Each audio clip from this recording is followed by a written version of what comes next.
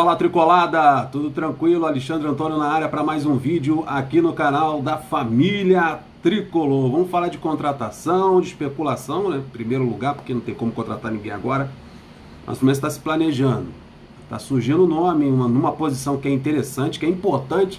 Meu Deus, eu estava cansado de ouvir, o Fluminense está atrás do volante tal, que é o volante X, que é o volante Y.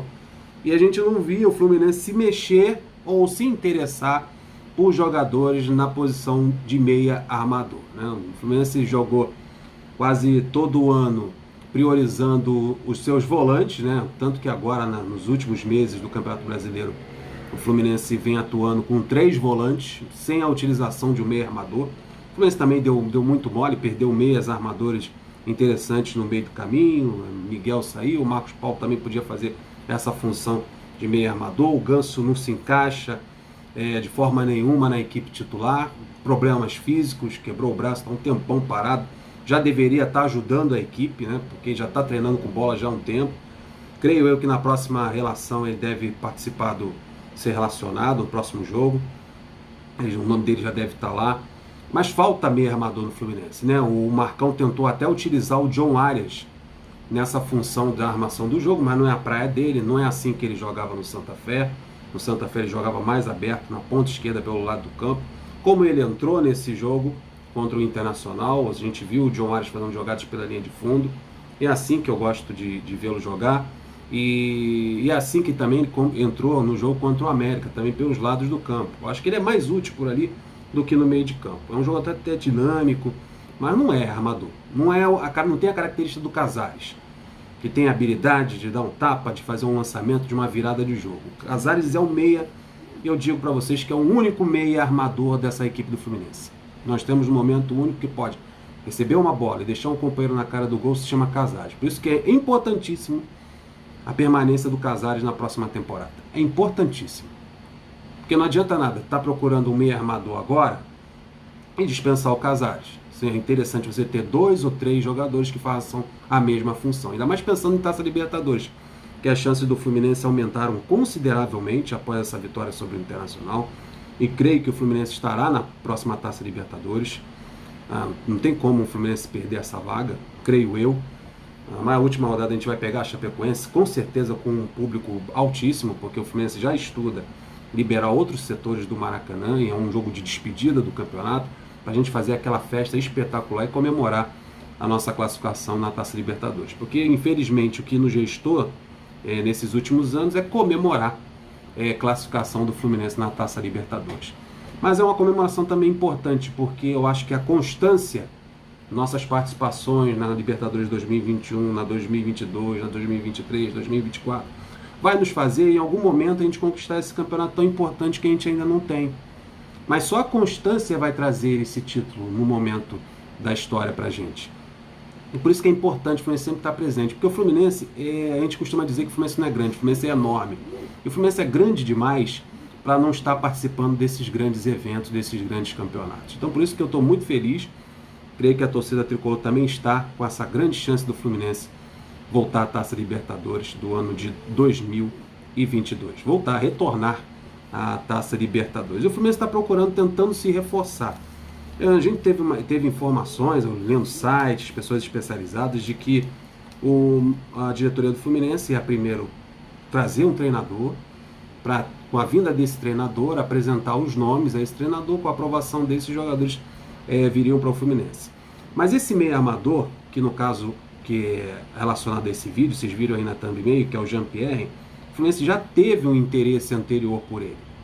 O Fluminense queria o empréstimo do Jean-Pierre, meia armador do Grêmio, que está o ano todo aí brigando para ser titular e não consegue, né? Está sempre no banco de reserva do Grêmio. E entra e sai treinador lá no Grêmio, e o Jean-Pierre permanece no banco de reservas. Dizem que é por causa das suas características, né? Seu modo de jogar. Dizem que ele se assemelha muito ao estilo do Ganso jogando futebol no meio de campo. É um jogo mais lento, cadenciado, é um jogador que sente menos o jogo, não é tão vibrante assim, isso incomoda o torcedor gaúcho, né? Para você jogar no Grêmio, no Internacional, você tem que sentir o jogo, tem que ser mais aguerrido. O Jean-Pierre, eu acho que ele se encaixaria muito bem no futebol carioca, que é um jogo mais cadenciado, um jogo mais tranquilo, não é tão aguerrido assim como o futebol do Sul. Eu acho que uma transferência para o futebol do Rio faria muito bem ao futebol do Jean-Pierre, né? Mas eu não vejo tanta lentidão assim no Jean-Pierre, não. Às vezes que eu vi ele atuar, ele até atuou com intensidade. É um jogador que atravessa as linhas adversárias, chega muito próximo da área grande do adversário e tem boa técnica, boa visão de jogo. É um bom atleta. Talvez não seja o estilo gaúcho, né? Um jogador que sente a partida, que é raçudo, mas é um jogador que seria importantíssimo e interessante no meio de campo do Fluminense. É um cara que sabe o jogo, é um camisa 10, pode-se dizer que é um camisa 10. O Fluminense já tentou ele uma vez, não conseguiu. O Fluminense quer um empréstimo com opção de compra. O salário dele é bem possível do Fluminense pagar, né? O Fluminense vai ter um respiro aí na folha salarial, né? Com a dispensa de alguns jogadores, e também o Fluminense vai investir um pouquinho mais, principalmente se realmente confirmar a vaga na Taça Libertadores. O Fluminense vai ter que desembolsar um bom dinheiro. E o Fluminense vai se reforçar, a promessa do dirigente, a promessa de pessoas que estão dentro do clube, de que o Fluminense vai trazer 2 ou 3 grandes jogadores para a próxima temporada. Eu acho que o Jean-Pierre vai ser um acréscimo interessante, principalmente para o meio de campo do Fluminense. E finalmente um jogador para um setor importante. Porque o Marcão ele gosta de jogar ali com 3 volantes no meio de campo. Certamente com outro treinador que virá, ele vai procurar um meia armador. Não é todo mundo que joga com 3 volantes. Pode ser que na filosofia do próximo treinador seja necessário um meia armador e o Fluminense precisa se reforçar nesse setor, porque falta jogador, principalmente naquele setor. Então, indo lá para a matéria do Netflix, porque o Netflix trouxe essa informação, é direto da redação deles, de que o Fluminense está interessado na contratação do Jean-Pierre. Eles também trouxeram a informação do Instagram do Fred, né, que deixou também a torcida do Fluminense bem ouriçada. Muitos falando, o Jean-Pierre está se oferecendo para o Fluminense. O Jean-Pierre foi lá, comentou na postagem do Fred no Instagram. O Fred botou ele comemorando com os jogadores a vitória. E o Jean-Pierre foi lá dar sua participação, botou batendo palmas, dizendo que era aulas que o Fred estava dando no futebol. Eu não vejo tanto assim que o Jean-Pierre está se oferecendo ao Fluminense. Só acho que o Jean-Pierre está feliz como a torcida do Fluminense está. Principalmente que o Fluminense derrotou o Internacional, que é o maior rival do Grêmio na cidade gaúcha. Então ele está feliz e o Fred tem amigo no futebol. O Fred tem 37 anos de idade, ele fez um monte de amigos no futebol brasileiro. Um monte de gente reposta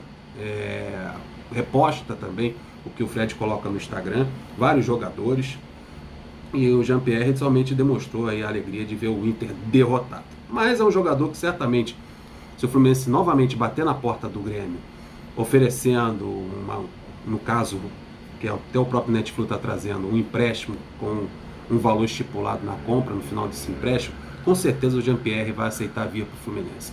Já tem um movimento dizendo que há interesse dele de sair do Grêmio. Nenhum jogador com 23 anos quer ficar até 2023, o contrato dele com o Grêmio vai até dezembro de 2023. Nenhum jogador quer ficar num clube tanto tempo, com tão pouca idade, que ele tem, 23 anos, é um jovem meio armador, no banco de reserva, né? Porque sai técnico, entra técnico e ele continua nessa mesma situação. Eu acho que uma mudança de ares é bem positiva para ele, eu acho que o empresário dele quer, e ele está saindo da segunda divisão, da Série B, né? Pode vir, calma, nem caiu ainda, mas pode ser que o Grêmio caia para a Série B, as chances são enormes, saindo da Série B para jogar uma Libertadores no próximo ano no Fluminense. Então é bem possível ele aceitar essa transferência e o Grêmio também. E vamos ver, qualquer novidade vocês acompanham aqui no canal Tricolada, por isso que é importante a sua inscrição e você clicar no sininho para receber as notificações. Também é muito importante aquele like nesse vídeo e o seu comentário, se você aprova ou não a trazida aí do Jean-Pierre para o Fluminense. Eu acho que seria uma boa para ele e uma boa para a gente, porque o que falta no Fluminense é meio amador e a qualidade do Jean-Pierre é inegável. Isso aí, tô indo nessa. Até o próximo vídeo.